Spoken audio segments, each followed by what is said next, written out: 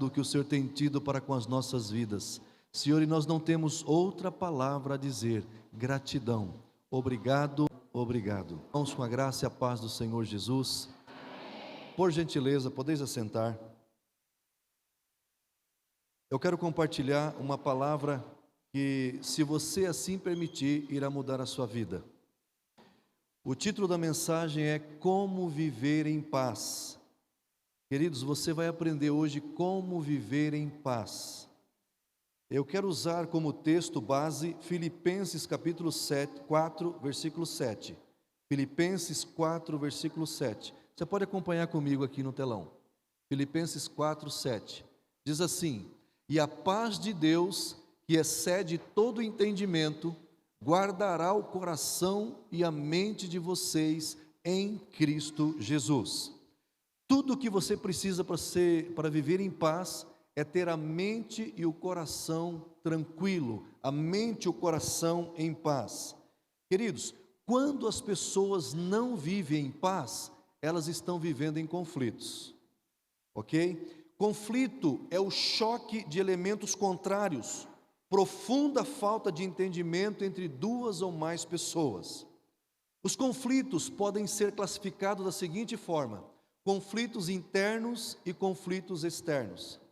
Muitas das vezes eu e você não podemos influenciar nos conflitos externos, mas podemos influenciar nos conflitos internos. Escute o que eu vou falar. É quase impossível você ter conflito interno se você não quiser. Se você não quiser, é quase impossível você ter conflito internos. Porém, 98% das pessoas aceitam que os outros a machuquem. O objetivo dessa mensagem é que você aprenda a não deixar a ninguém mais tocar as suas emoções, a não deixar ninguém mais tocar o seu coração e a sua mente. Queridos, não existem conflito com coisas. Se você vê alguém chutando cadeira, batendo em armário, chutando poste, pode saber, ela está louca, ou alguma coisa assim, parecida. Conflitos não é com coisas, conflito é com pessoas. Pessoas, elas entram em conflitos. Então vamos entender melhor como viver em paz e aprender a administrar os conflitos. Para que nós possamos viver em paz e aprendamos a administrar os conflitos, nós precisamos saber a origem do conflito. Se você não souber a origem do conflito, a razão por que o conflito entrou na humanidade, no coração e na mente da humanidade, você não vai aprender a viver em paz. Eu quero ler um texto que está em Gênesis capítulo 3, versículo 9. Acompanhe comigo, por favor. Gênesis 3, versículo 9. Diz assim: Mas o Senhor Deus chamou o homem perguntando: Onde está você? Onde está você? E ele respondeu, pode ir o segundo. E ele respondeu: Ouvi teus passos no jardim e fiquei com medo, porque estava nu, por isso me escondi. Então, a origem do conflito, ela iniciou num lugar chamado Éden. Nesse Éden tinha um jardim que Deus plantou. E lá Deus colocou Adão e Eva. E eles tinham comunhão com Deus. Deus vinha na viração do dia, por volta das 18 horas. Quando virava o dia, Deus vinha conversar com Adão. Deus vinha perguntar para Adão: como foi o seu dia, Adão? Como que você viveu esse dia? Você deu nome aos animais, o que você fez nesse dia? E Adão conversava com Deus, e Adão vivia em paz. Adão vivia uma vida tranquila, quieta e sossegada. Queridos, é por isso que você precisa compreender o seguinte: hoje, ao entardecer, muitos homens sentem angústia, porque ao entardecer, na viração do dia, Deus vinha falar com o homem. Mas o homem resolveu sair da presença de Deus. Ele resolveu desobedecer a Deus. Ele resolveu andar por si só, andar pela sua própria mente, ou, como o ditado diz, ser dono do seu próprio nariz. Quando o homem assim decide, começa o conflito na humanidade. Eu quero que você observe o seguinte: o homem, Adão, ele estava na presença de Deus. Aqui a presença de Deus. E logo quando esse homem peca, quando esse homem ele decide sair da presença de Deus, não ouvir mais a Deus, ele sai da presença de Deus e ele vai para diante da presença de Deus. E esse homem que estava na presença de Deus, agora está diante da presença de Deus, ele tem os seus filhos longe da presença de Deus. E o fato de sair da presença e vir para longe da presença de Deus, e isso gerou um conflito no coração do homem. Então, por isso que na viração do dia, muitas pessoas, eu não estou pregando contra isso, eu só estou te ensinando a respeito disso. Por isso que na viração do dia, muitos homens sentem um vazio, sentem uma angústia, e uns vão para os barzinhos, outros vão jogar futebol, outros vão jogar tênis, porque eles sentem um vazio e querem preenchê-lo com alguma coisa, porque era na viração do dia que Deus vinha conversar com o homem. Mas eu quero dizer para você que não existe paz na mente e no coração que exceda todo entendimento a não ser Jesus Cristo. Jesus Cristo, Ele é o príncipe da paz, e Ele veio trazer paz. Com a sua obra na cruz, com a sua morte e ressurreição, Jesus quebrou toda a barreira de inimizade e fez com que o homem pudesse novamente estar na presença de Deus. Querido, exatamente na viração do dia, os homens têm essa angústia, e essa angústia, esse conflito, ele vai permanecer até o dia que esse homem encontrar Jesus. Amados, quando Deus, ele conversava com Adão, na viração do dia, ele conversava com Adão de uma posição chamada justiça. Então, o homem era justo, e ele estava numa posição de justiça, então Deus conversava com ele na posição de justiça. E certo dia, quando Deus vai conversar com o homem, Adão, e ele não estava mais naquele lugar que Deus o havia deixado, então Deus vai à procura no jardim para ter comunhão com esse homem. E a Bíblia diz que Deus falava assim: Adão, aonde você está? Deus não perguntou o que você fez. Adão havia pecado, mas Deus não saiu procurando o homem para dizer o que você fez. Deus falou assim: aonde você está? Eu te deixei numa posição de justiça, e você não está na posição de justiça mais. Então, o que Jesus Cristo veio fazer aqui nesse mundo, não foi condenar o homem. Jesus Cristo veio salvar o homem. Jesus Cristo não veio apontar o pecado do homem. Jesus Cristo veio resgatar o que havia perdido. E o que havia se perdido era a posição de justiça que o homem tinha diante de Deus. E essa posição de justiça que Adão tinha, dava-lhe direitos de ser rei e de ser sacerdote.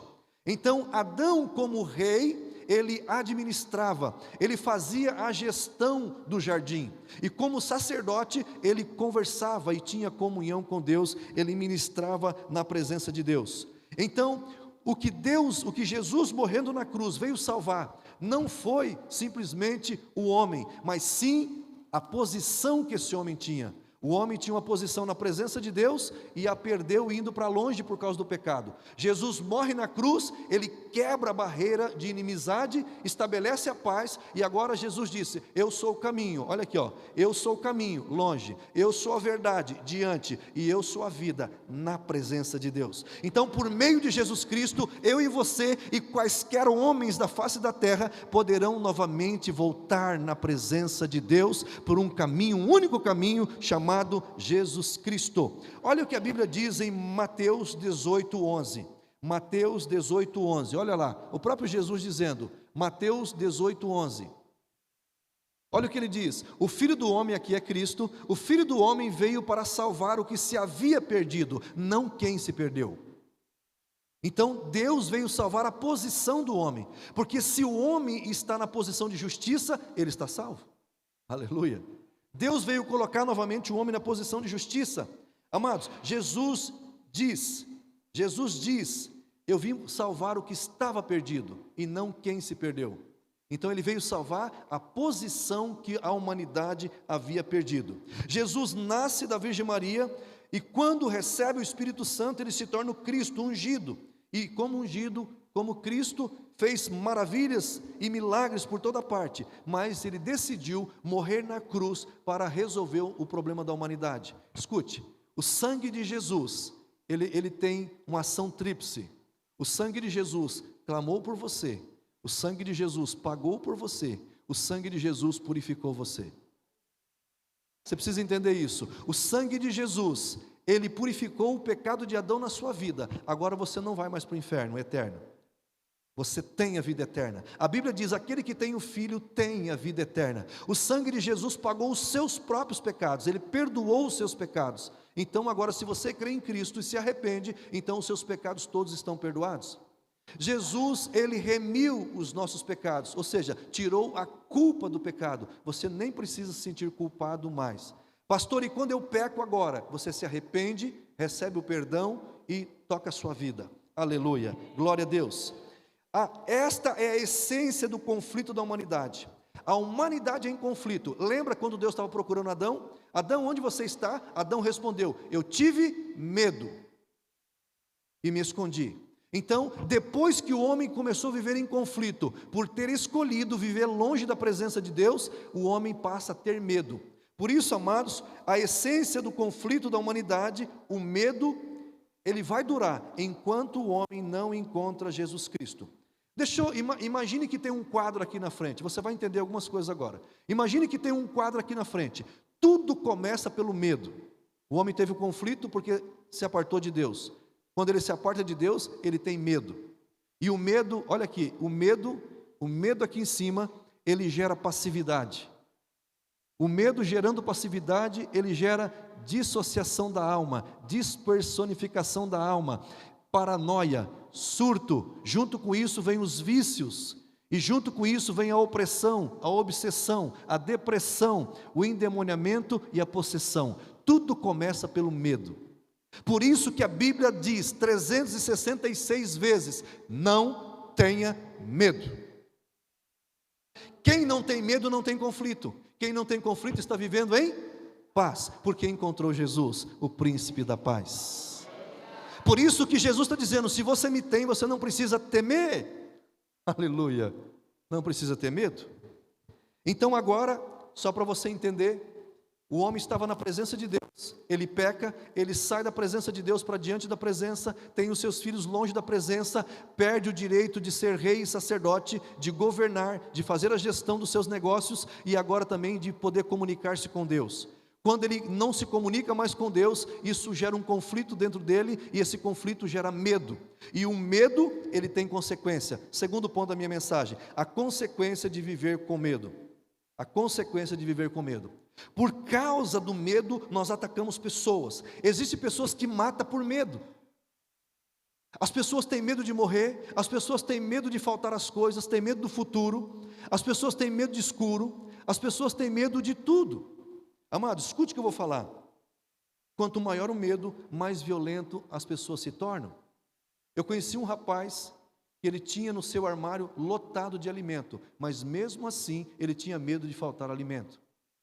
Então, quando a pessoa não tem paz, ela tem conflito. E se ela tem conflito, ela tem medo. E a consequência de viver com medo é, às vezes, a violência.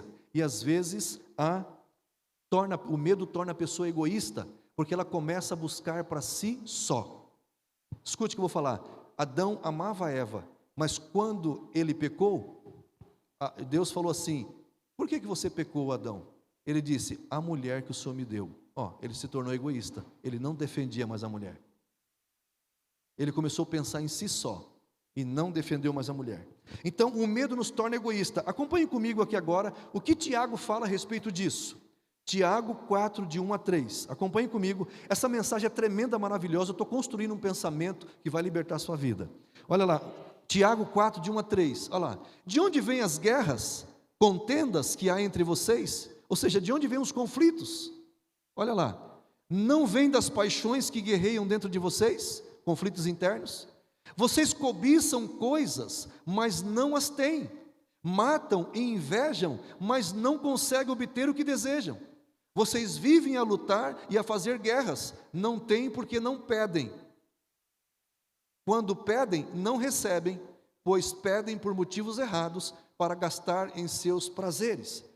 Se você não entendeu esse versículo, eu vou parafrasear isso para vocês. Deus está dizendo, o homem tinha paz com Deus, e porque ele quebrou essa paz com Deus pecando, foi para longe da presença de Deus, ele passou a viver em conflito. Vivendo em conflito, o medo chegou, e o medo chegando, ele se tornou egoísta. Então tudo que o homem faz no mundo é para ele, para a família dele, para ele e para ele.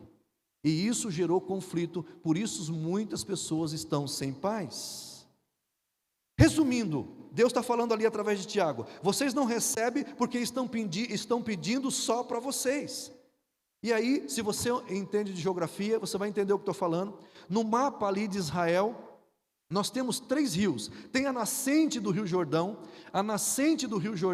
depois tem o Mar da Galileia, logo do lado praticamente, e depois mais abaixo nós temos o Mar Morto. Então, a nascente do Rio Jordão, o Mar da Galileia e o Mar Morto. A nascente do Rio Jordão, ela deságua ali no Mar da Galileia. Então, ela dá as suas águas para o Mar da Galileia. E o Mar da Galileia, ele tem vida. Mas o Mar da Galileia deságua, dá as suas águas para o Mar Morto. E o Mar Morto ele retém, ele não distribui a sua água para ninguém, por isso que ele é morto. Por isso que a Bíblia diz assim, queridos, quem só recebe e não dá, está em estado de morte. Então uma pessoa que pensa só em si, só em receber e nunca dar, ela está em estado de morte. Por estar em estado de morte, as pessoas começam a cobiçar aquilo que não é delas.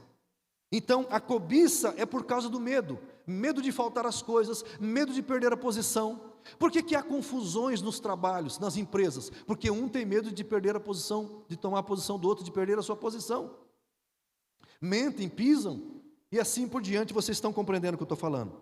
Então, fazemos o que fazemos para aliviar o medo. Medo de quê? Medo de não ter dinheiro para pagar o aluguel, medo de não ter dinheiro para comer, medo de não ter dinheiro para pagar as contas, medo. Isso está implícito muitas vezes. Se alguém entra em nosso caminho, viramos uma onça, viramos uma fera. É só você colocar algumas crianças aqui e dar alguns brinquedos para elas. Quando uma criança gostou de um brinquedinho desse tamanhozinho assim, todas vão em cima daquele brinquedo. Eles deixam um brinquedo de maior valor para brigar por aquele de menor valor, simplesmente porque o outro se interessou. Quem está aí?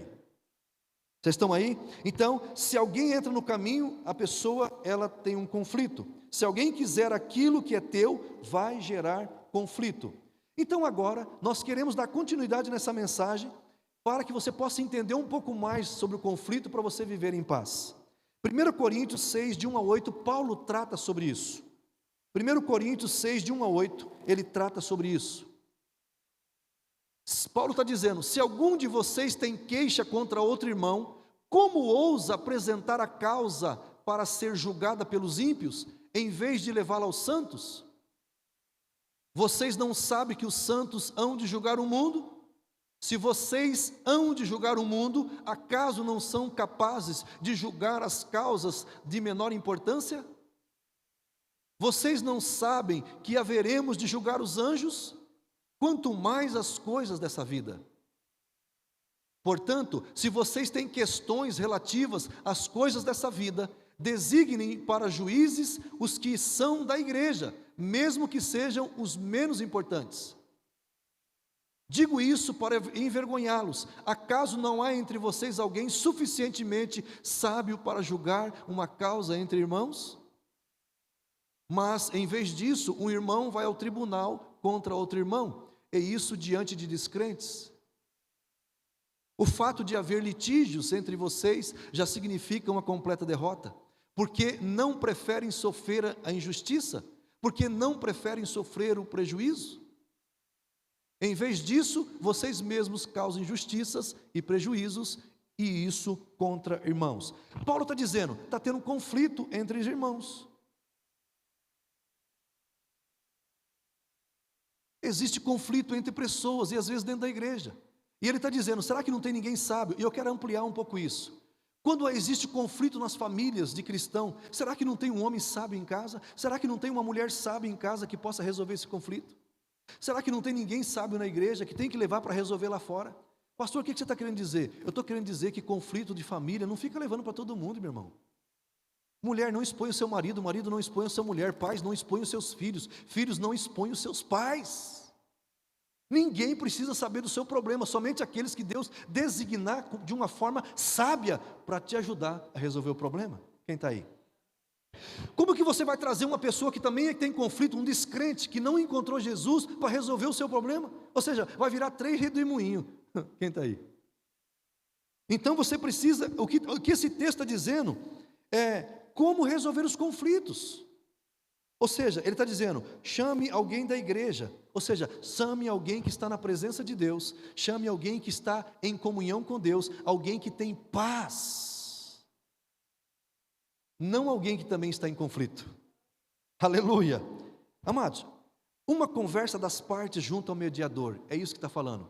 É assim que Jesus disse, quando tiver um problema na igreja, se tem uma pessoa, chame o outro. Se ele te ouvir, resolveu o problema. Ninguém mais precisa ficar sabendo. Ninguém precisa sabendo que você errou. Ninguém precisa ficar sabendo que você fez alguma coisa errada. Quem está aí? Convide uma pessoa que tem paz para resolver. Se essa pessoa não resolver, a Bíblia diz, chame 2 ou 3. Aí se esses 2 ou 3 não resolver, chame o ministério da igreja. Se não resolver, aí considere uma pessoa em conflito contínuo. Considere ela descrente. Aí deixa para ir para o tribunal. Quem está aí? Mas se Jesus falou sim que é possível resolver com 2, e é possível com você e mais 1, ou você e mais 2, são 3, então é possível, porque a Bíblia diz, onde 2 ou 3 estiver reunido em meu nome, aí eu me manifestarei. Aleluia. Jesus está dizendo assim, ei, resolva qualquer conflito, chamando uma pessoa ou 2, e eu junto. Porque Jesus é o príncipe da paz. Quem pode dar paz para você, para resolver o conflito, é só Jesus e quem está em Cristo. Quem não está em Cristo não tem paz. Ainda que seja estudado, ainda que seja inteligente, ele não tem paz. Quem está aí? Então, amados, escute o que eu vou falar. O que tira o peso de qualquer conflito, o que tira o peso de qualquer conflito é 2 coisas. Pode ser qualquer conflito na face da terra. 2 coisas tiram o peso do conflito. Diga comigo, pergunta comigo assim, quais? Renúncia e perdão. Qualquer conflito que tiver entre pessoas, se houver renúncia e perdão, resolveu o conflito. Resolveu o conflito. Deixa eu contar algo para vocês. Por que os conflitos nunca se resolvem? Você já ouviu isso, mas é um bom momento para falar essa história. Um cientista, eles queriam estudar os macaquinhos pequenos. Mas os macaquinhos pequenos, eles eram muito astutos, muito arisco, então não podia pegar eles. Então eles tiveram uma ideia, porque os macaquinhos eram curiosos. Então eles pegaram uma cumbuca, fizeram um quadradinho mais ou menos na medida da mão do macaquinho, colocaram umas pedrinhas dentro, e aí os macaquinhos chegavam, chacoalhava, fazia barulho, eles olhavam, não via nada, colocava a mãozinha dentro da cumbuquinha, e aí pegava as pedrinhas, e aí fechava a mãozinha. Quando fechava a mão, ficava mais grosso, não saía. E aí ele ficava preso na cumbuca, e o cientista estudava eles. Então, por que eles ficavam presos? Porque não abria mão? Se eles abrissem a mão, eles ficavam livres. Por que você está preso em alguns conflitos? Porque tem coisas que você não abre mão. Prefere ir preso? Prefere ter problema? Eu pergunto para você, quanto que vale a sua paz? Quanto que vale ter paz na mente e no coração?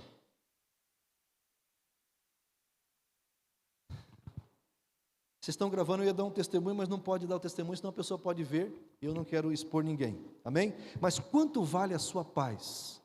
Ou melhor, quanto você está disposto de abrir mão para ter paz? Eu disse para vocês que muitas vezes, o marido chega em casa, a mulher está com luva de boxe, num ringue formado, esperando o marido chegar e fazendo assim, vem. E o marido às vezes entra no ringue. Quanto custa a tua paz? Quanto custa a tua paz? Amados, deixa eu dizer algo para vocês. Vamos estudar tudo isso aqui na sabedoria do Senhor Jesus. Ele vai nos ajudar aqui a entender mais melhor essas coisas. O que tira o peso do conflito é renúncia e paz, é abrir mão e perdoar. Se você perdoar e se você renunciar, você vai ter paz. Mateus 5, 38 a 42, Jesus diz isso, olha lá. Mateus 5, 38 a 42. Acompanhe comigo ali. Mateus 5, 38 a 42. Olha o que Jesus está dizendo. Vocês ouviram o que foi dito. A lei disse assim, olho por olho e dente por dente. Mas eu digo, não resistam ao perverso. Se alguém o ferir na face direita, ofereça-lhe também a outra. E se alguém quiser processá-lo e tirar de você a túnica, deixe que leve também a capa. E se alguém o forçar a caminhar com ele 1 milha, vá com ele 2. Dê a quem pede, e não volte as costas àquele que deseja pedir algo emprestado. Palavras do Senhor Jesus. Sabe o que Jesus está dizendo aqui? Jesus está dizendo o seguinte: quando alguém te obriga, você faz por obrigação. Mas quando você dá, é por escolha. É você dizendo, eu sou livre, eu estou dando porque eu sou livre. Ninguém mais está me obrigando. A lei obriga, a graça dá. Meu irmão, minha irmã, tudo aquilo que você abrir mão para ter paz, Deus te recompensará. Isaac, ele abriu um poço, os filisteus falaram assim, esse poço é nosso. Ele disse, pega. Ele abriu outro poço, e aí, a mesma coisa, esse poço é nosso, ele pega. Abriu o terceiro poço, esse poço é nosso, pega. Mas no quarto Deus falou, esse não, esse eu tenho te dado, e esse vai jorrar água. Sabe qual é o problema de muitos cristãos? Ele desiste no primeiro, no segundo e no terceiro poço. Deus tem um poço que ninguém vai pegar de você. Se você renunciou, talvez 1 vez, 2 vezes, 3 vezes, se espera, você está próximo de ouvir Deus bradar do céu e dizer, agora chegou o tempo de você viver uma vida abundante e ninguém vai pegar aquilo que eu te dei. Aleluia!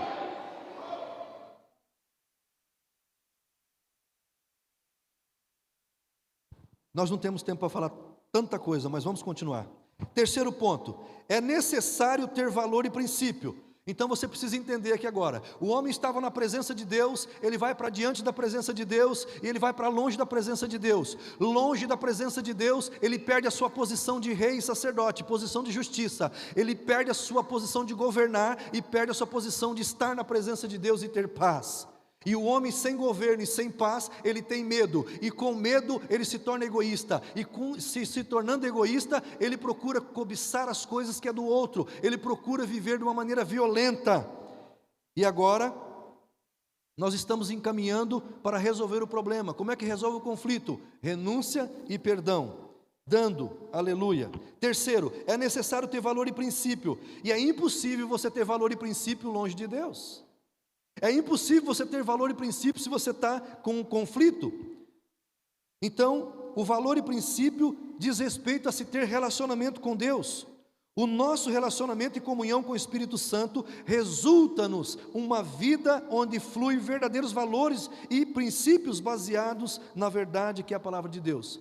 Valor, cada um tem o seu. O que é valor para mim não é para você.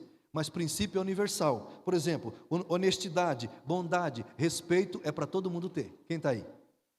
Então, valor, cada um tem o seu. Tem pais que vendem uma fazenda para estudar seu filho. Tem pais que não vendem uma agulha, porque estudar não é valor para ele. Mas estamos falando de princípios, são princípios gerais, universais que a palavra de Deus traz. Então, como que eu vou viver em paz? Quando eu começar a ter uma vida de valor e uma vida de princípio. E para entendermos melhor isso, para analisar sobre essa questão de conflito e paz, eu quero ler um outro texto do Senhor Jesus, Lucas 10, 25 a 34. Acompanhe comigo, logo nós estamos fechando essa mensagem e você será tremendamente abençoado. Lucas 10, 25 a 34. Olha lá. Certa ocasião, um perito, ou um doutor da lei, ou um intérprete da lei, levantou-se para pôr Jesus à prova e perguntou, mestre, o que preciso fazer para herdar a vida eterna? Esse homem estava dizendo, se eu morrer, o que eu vou fazer, que eu preciso fazer em vida para viver depois que morrer? Ou seja, ter a vida eterna? Olha o que ele disse. O que está escrito na lei? Jesus disse. Jesus respondeu, como você a lê? Ou seja, como você interpreta? Ele respondeu, ame o Senhor, o seu Deus, de todo o seu coração, de toda a sua alma, de todas as suas forças e de todo o seu entendimento, e ame o seu próximo como a si mesmo. Disse Jesus, você respondeu corretamente, faze isto e viverá. Mas ele, querendo justificar-se, perguntou a Jesus, e quem é meu próximo? Em resposta disse Jesus, um homem descia de Jerusalém para Jericó, quando caiu nas mãos de assaltantes. Estes lhe tiraram as roupas, espancaram-no e se foram, deixando-o quase morto. Aconteceu estar descendo pela mesma estrada um sacerdote. Diga comigo, um sacerdote. Quando viu o homem, passou pelo outro lado. E assim também um levita. Diga, um levita. Quando chegou ao lugar e o viu, passou pelo outro lado. Mas um samaritano. Diga, um samaritano. Estando de viagem, chegou-se onde se encontrava o homem, e quando viu, teve compaixão, teve piedade dele. Aproximou-se, enfaixou-lhe as feridas, derramando nelas vinho e óleo. Depois colocou-o sobre o seu próprio animal, levou-o para uma hospedaria e cuidou dele. Então Jesus agora, escute o que eu vou falar para vocês. Jesus agora, queridos, Jesus está aqui nos ensinando algo tremendo e maravilhoso. Jesus está mostrando 3 combustíveis que a humanidade tem. 3 combustíveis que toca quase 8 bilhões de pessoas na Terra. Ou seja, 3 combustíveis que as pessoas levantam, impulsionada por esses combustíveis. Diga comigo, cobiça, egoísmo e compaixão. Quase 8 bilhões de pessoas, eles levantam por cobiça, ou levantam para conquistar aquilo que eles querem para eles, ou aqueles que têm compaixão, que podem ter e também dividir com outras pessoas. Então, 2 combustíveis desse, cobiça e egoísmo, eles geram conflito. Compaixão resolve conflito. Porque e Jesus coloca isso baseado em um sacerdote levita e num samaritano e num ladrão. Jesus está dizendo que o ladrão, o que motiva um ladrão a acordar todo dia é cobiça. Ele cobiça o que é dos outros. O ladrão ele tem um modelo mental de pensar. O ladrão, ele passa na frente da sua casa, ele fala, a casa dele também é minha. É assim que o ladrão pensa. Ele passa diante do banco, ele fala assim, o dinheiro aí do banco é meu. Ele olha para você e fala, o seu celular é meu. É assim que pensa o ladrão. Porque ele cobiça o que é dos outros. Então ele pensa, o que é seu é meu. Esse é o modelo mental do ladrão. Mas o religioso, que representado aqui pelo sacerdote e representado aqui pelo levita, eles passam de longe. Significa egoísmo. Ou seja, eu sou tão justo que o que eu tenho é meu e eu não vou te dar. Assim pensa o religioso. Mas o samaritano, que é um tipo de Cristo, ele disse assim, olha, o que é meu também pode ser seu. 3 modelos mentais que as pessoas têm. Uns acordam de manhã cedo para cobiçar o que é do outro, para roubar o que é do outro. Outros acordam para conquistar o que é seu e não divide com ninguém. Mas tem aqueles que sabem que Jesus Cristo conquistou uma vida abundante. E se ele tem uma vida abundante, ele tem para ele abundantemente e ele também pode ajudar outros. Deus, ele nos dá 3 tipos de presente. Tem presente que Deus dá que é só para nós. Tem presente que Deus dá que é para nós e para mais alguém. E tem presente que Deus dá que é só para o outro, você é apenas canal. Vocês estão aí ou não? Quando você tem pensamento de cobiça, você gera conflito. Quando você tem pensamento egoísta, você gera conflito. Mas quando você tem pensamento de compaixão, como o bom samaritano, que é um tipo de Cristo, você resolve qualquer conflito, porque Cristo ele nos ensinou a renunciar e a perdoar. Jesus disse, se alguém te pedir uma camisa, dê a túnica também. Eu digo mais, dê o clipezinho também. Quem está aí? Quanto vale a sua paz? Quanto vale a sua paz? Então, amados, a cobiça, o egoísmo e a compaixão. A cobiça devemos expurgar, pois nesse contexto é o modelo mental dos ladrões. Então, ninguém aqui deve levantar para cobiçar o que é dos outros. Ninguém aqui deve levantar todo dia só para ter para si. É muito frustrante você ter só para si. Às vezes eu ganho algumas comidas gostosas, alguns doces gostosos eu ganho. Eu chamo meu filho Lucas, eu chamo a família e digo assim, isso é gostoso demais para eu comer sozinho.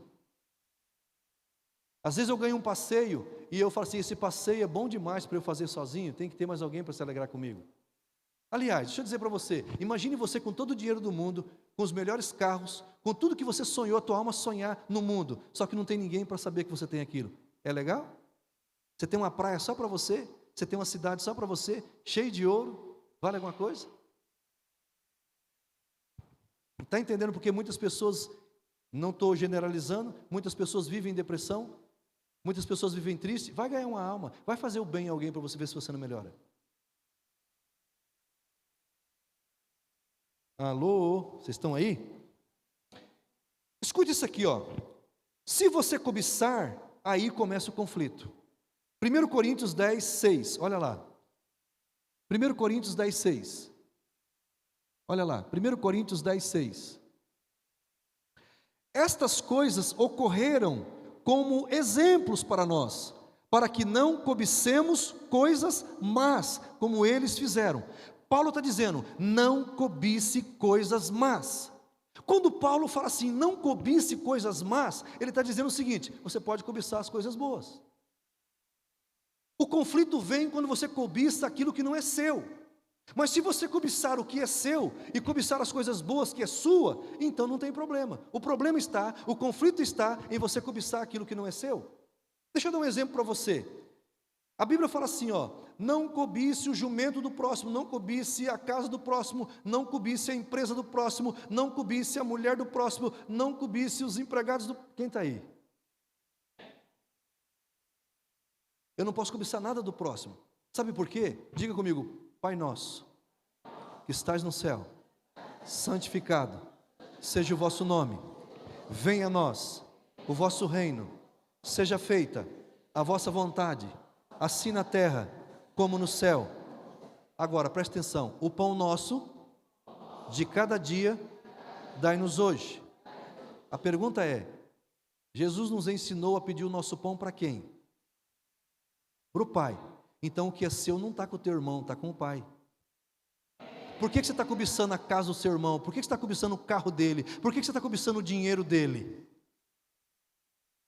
Tem gente que acha que porque a pessoa tem dinheiro tem que dar para ele. Tem gente que acha que porque uma pessoa tem 2, 3 carros tem que dar um para ele. Ei, para, o que é seu está com Deus, com o Pai, não com o seu irmão. A Bíblia diz que você é herdeiro de Deus, não herdeiro do seu irmão. Posso brincar com vocês ou não? Olha para o seu irmão e fala assim, você não é meu herdeiro. Pare de cobiçar o que é meu. Peça o seu para o Pai. O seu pão está com o Pai, não está comigo. Agora, vamos entender o negócio? Por exemplo, eu sou casado com a pastora Eva. Então, eu não posso cobiçar a mulher dos outros, mas eu posso cobiçar a minha. E a pergunta é, por que o marido, quando cobiça a mulher dele, a mulher não acha ruim? Mulher, por que quando o seu marido te cobiça, você acha ruim?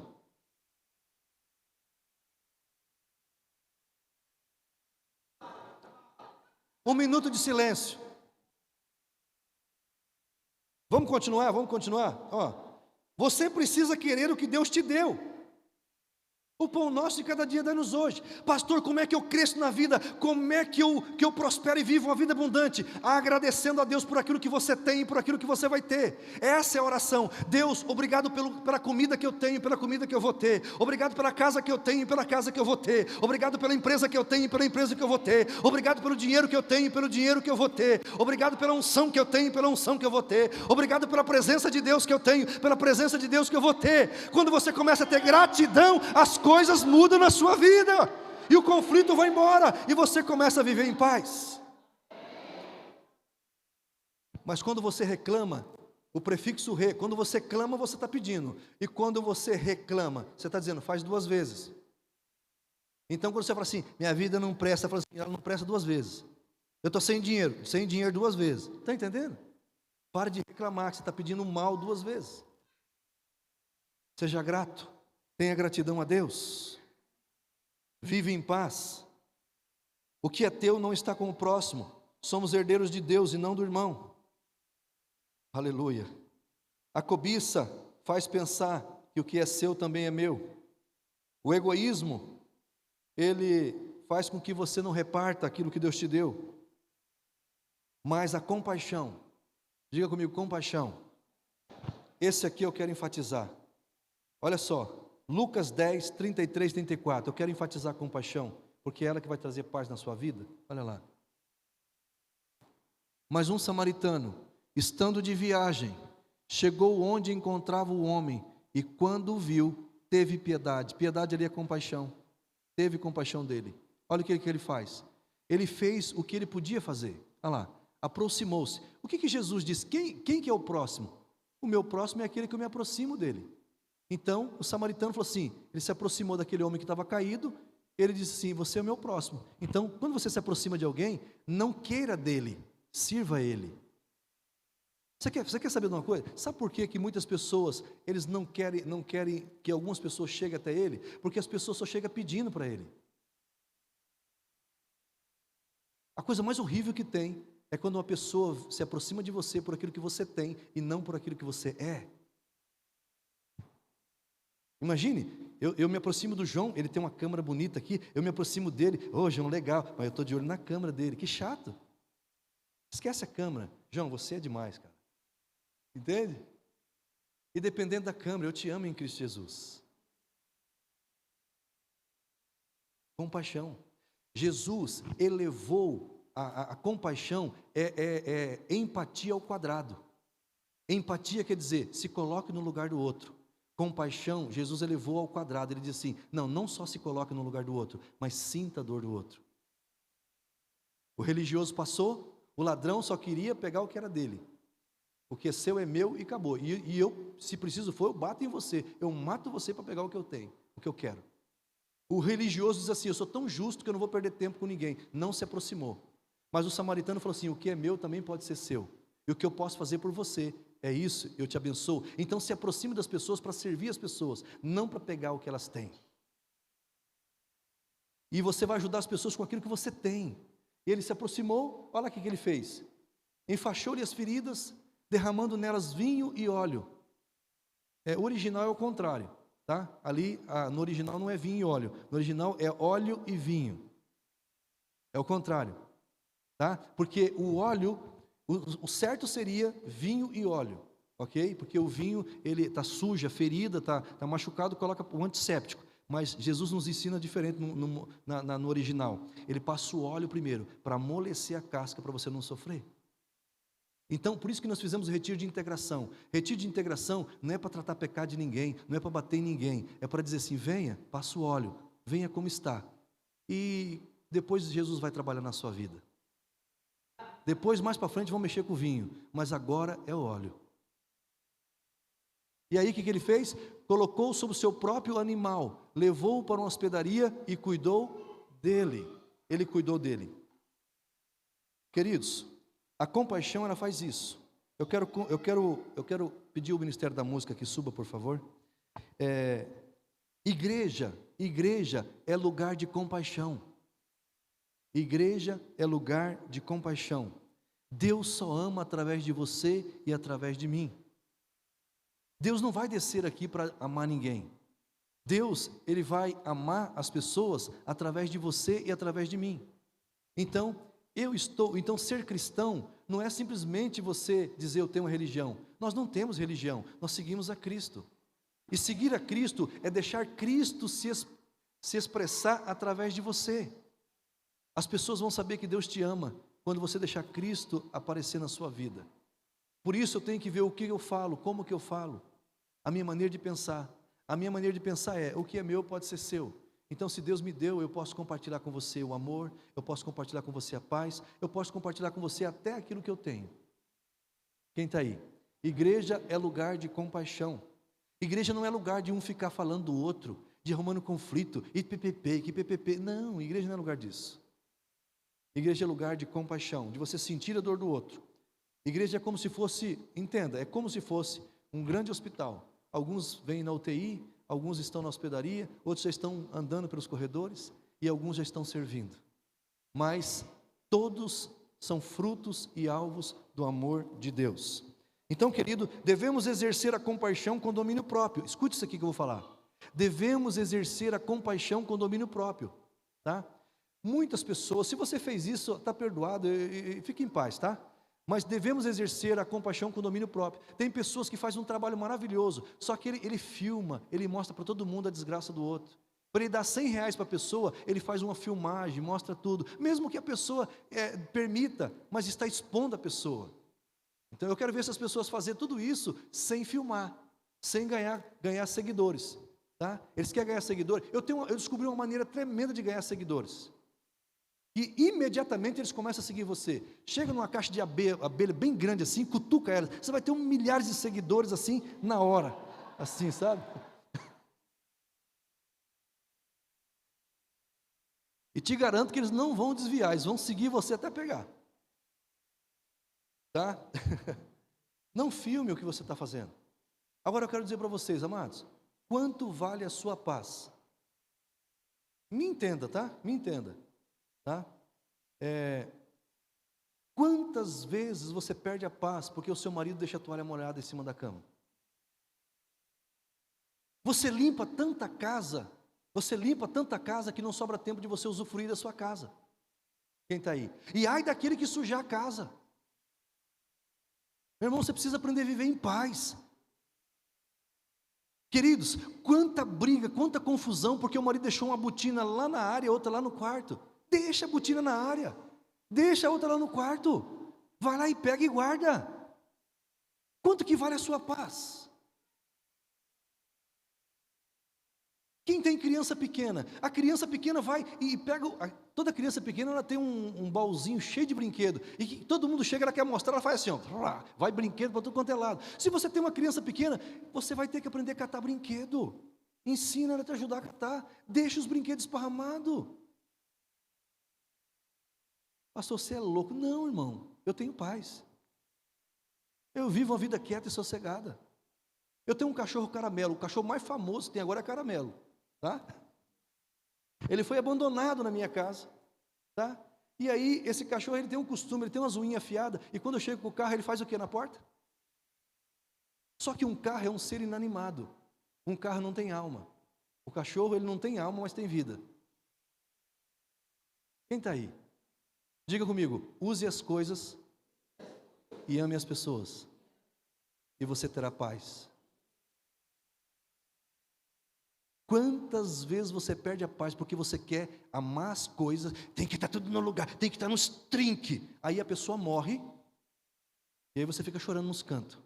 Eu podia ter feito. Aí faz um túmulo suntuoso de mármore de Ofir, sei lá, ouro de Ofir, nem tem ouro de Ofir, mas faz um negócio suntuoso depois que morreu. Então deixa eu dar uma dica para você. Você precisa aprender a abraçar corpos quentes. Pare de abraçar corpos frios.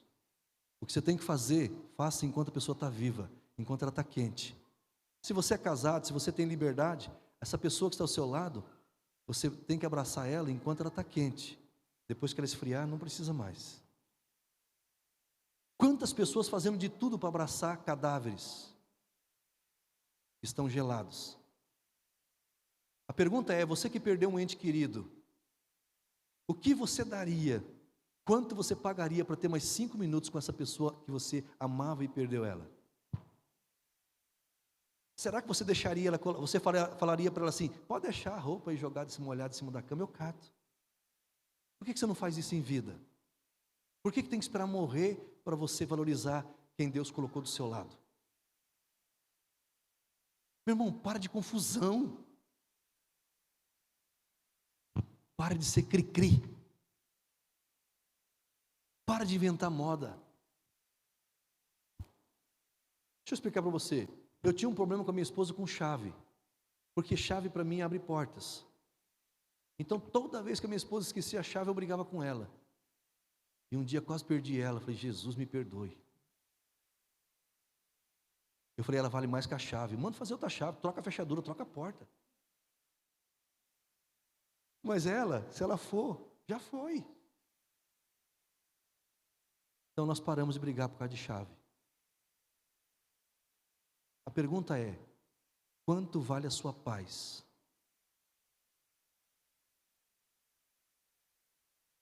Talvez a sua paz é você pegar uma roupa e levar e colocar no lugar sem abrir o bocão para falar alguma coisa. A Bíblia diz, tudo que fizerdes, faça como para o Senhor. Irmão, eu não estou falando para você fazer bagunça, não.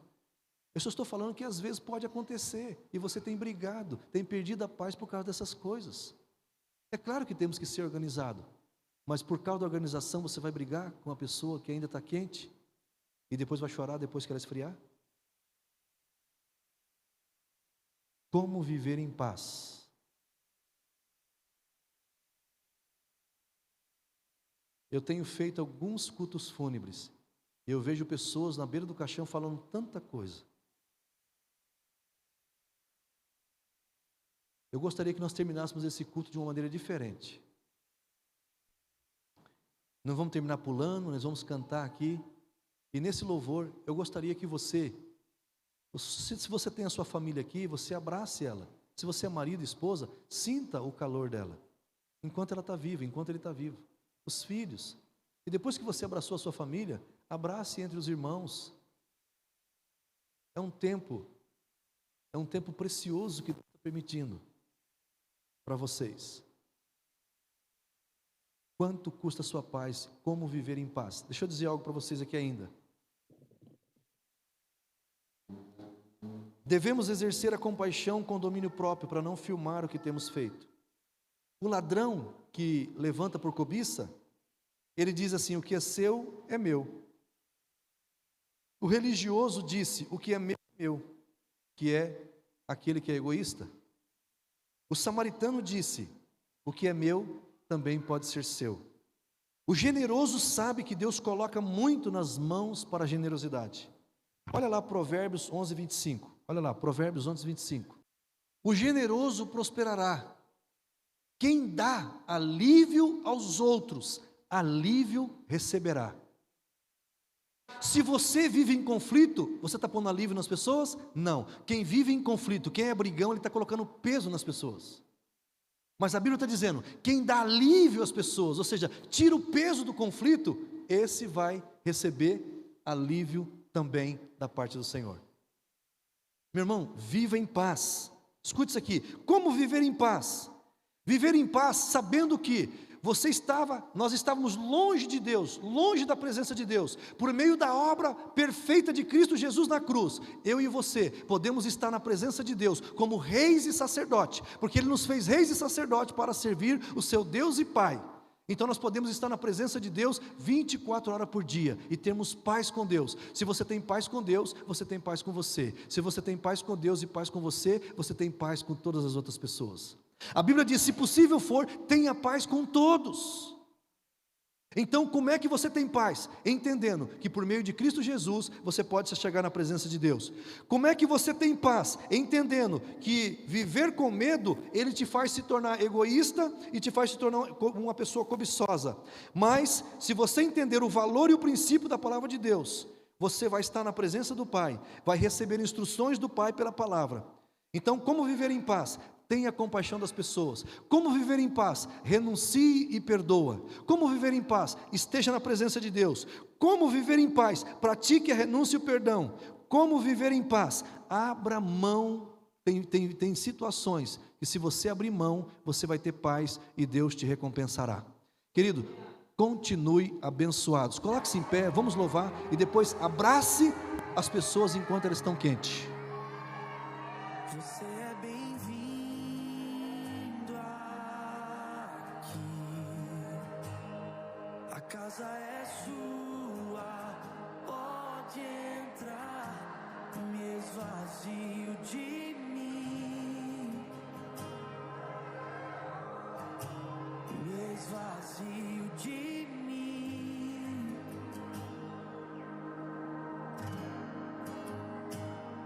Sopra o teu vento aqui,